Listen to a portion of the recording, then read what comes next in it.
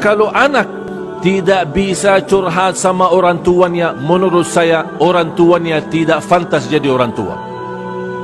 Kalau anak tidak bisa merasa nyaman sama orang tuanya, berarti dia tidak bisa jadi imam yang baik untuk anaknya. Kalau anak sudah ketakutan sama orang tuanya, wallahi dia bakal curhat di luar, bisa terbuka aib rumah di luar gara-gara cara kita di dalam rumah. Akhirnya apa? Jatuhnya di tangan orang yang buruk, orang yang jahat, salah arahkan, akhirnya menjadi anak kita yang tidak saleh. Baru kita nyesal kalau sudah mendengar berita-berita perilaku anak kita. Itu dosa siapa? Dosa kita. Tetap tanggung jawab kita. Anak kita, apalagi di zaman sekarang, mohon maaf Bapak Ibu, zaman sekarang ini banyak luar biasa godaan fitnah. Coba lihat anak-anak kita. Silahkan Bapak Ibu lihat sendiri. Siapa sekarang anak sudah bisa jalan, sudah bisa main handphone? Betul nggak? Sudah mulai bisa jalan, sudah main handphone. Bahkan dia lebih canggih bermain handphone daripada kita. Ini menurut saya masalah besar. Karena berjam-jam anak kita habis bersama HP. Bahkan kalau ibunya lagi kesal ingin anaknya diam, kasih HP. Udah nih, bikin pusing. Lama-kelamaan anak kita dilalaikan dari kewajiban, dari zikir, dari salat. Sudah jadi besar, sudah jadi balik. Habis itu ibu curhat. Susah anakku salat. Sudah dinasihatin, sudah didoain, tapi masih susah salat. Maaf bu, Iman Umar, anak ibu berapa? Sudah 20 tahun. 20 tahun baru dia sadar anaknya tidak bisa salat. Kalau bukan berlindungan Allah subhanahu wa ta'ala dan doa kita, bahaya kondisi anak kita. Sering saya menyampaikan, kita sebagai orang muslim, insya Allah Bapak Ibu, saya yakin insya Allah masih mempertahankan Islam iman sampai akhir hayat. Tetapi yang saya khawatir anak dan cucu kita bagaimana? Apakah besok masih ada bisikan doa yang kita dengar di dalam kubur kita, kiriman doa dari anak kita? Atau anak kita sudah berpaling daripada kebenaran? Kita tidak tahu. Kalau kita sudah mati, sudah selesai. Kita tidak tahu bagaimana anak kita. Apakah masih mau salat? Apakah masih mau ngaji Al-Quran? Apa masih mau mendoakan orang tuanya? Kita tidak tahu. Tapi kalau kita memperjuangkan, mendidik dia mencintai Al-Quran, mencintai salat, mencintai sedekah, mencintai Allah dan Rasulnya, kemudian kita meninggal, tidak ada kekhawatiran.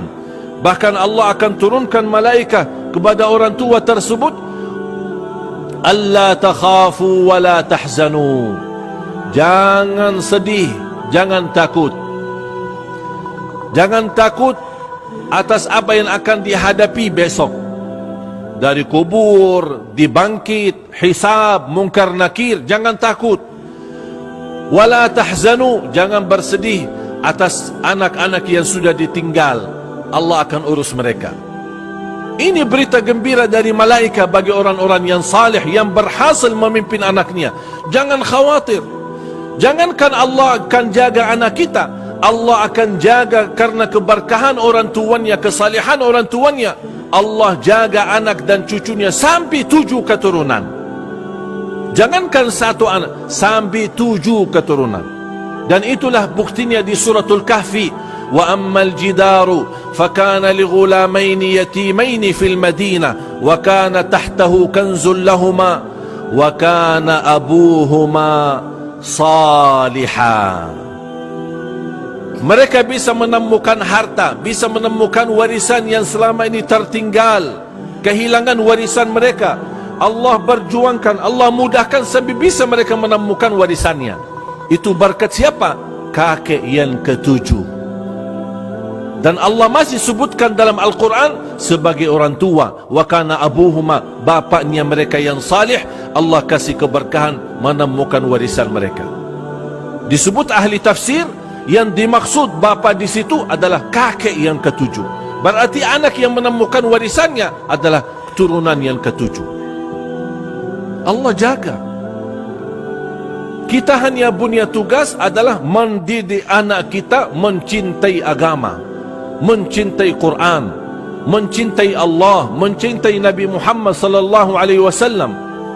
Itu tugas kita. Selebihnya serahkan kepada Allah. Kita sudah ikhtiar dan kita menunjukkan kepada Allah Subhanahu wa taala supaya Allah berikan yang terbaik.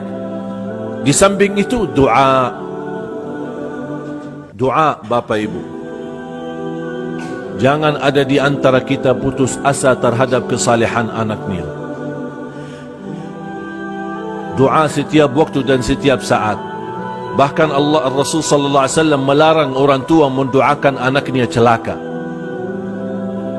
Maka Rasulullah SAW melarang orang tua mendoakan celaka terhadap anaknya. Terjadi apa-apa, kata Rasulullah, nanti orang tuanya yang menyesal. Sebaliknya, doalah yang baik. Ya Allah kasih petunjuk, Ya Allah lindungi anakku, Ya Allah berikan hidayah, Ya Allah jauhkan dari lingkungan yang tidak baik, Ya Allah lindungi dari kejahatan manusia, dari keburukan dunia.